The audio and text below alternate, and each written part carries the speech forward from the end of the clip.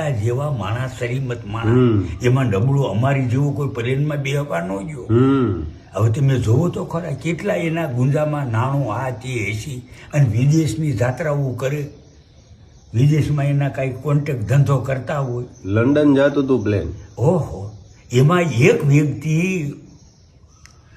દીવનો બસ્યો. હા, એટલે એને જોખમ ખેડ્યું, એ બારી ખોલી અને કુદાકો મારી ગયો. લૂલો હાલે છે, પગમાં ફેફસાર જે કાંઈ થયું હોય એક બસ્યો, બાકી સુમાલી પૂરું થઈ ગયું. કોઈ લાસુ ઓળખાય નહીં, કારણ કે એ એકદમ પેટ્રોલ ઝલક હોય.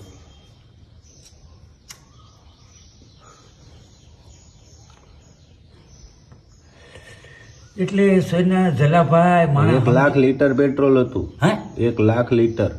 1 લાખ લીટર પેટ્રોલ. ઓહો, કેવો ભડાકો એ થાય. કેવો ભડાકો થયો. એ કંઈક પેટ્રોલની નલી કી છે ફાટી, અને 15 વર્ષથી દોડતું હતું વિમાન.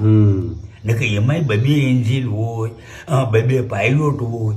એક પાયલોટને નહીં કાંઈ આવી સમય પ્રમાણે કોઈ હુમલો જ આવ્યો, જો બીજા 200-250 પેસેન્જર હોય તો એની દિશા શું થાય? એટલે 2 પાયલોટે મૂક્યા હોય, 2 એન્જિન, પણ 2 એન્જિન શોર્ટ થઈ ગયા. થાવા કાળવા બનવા સંજોગ છે.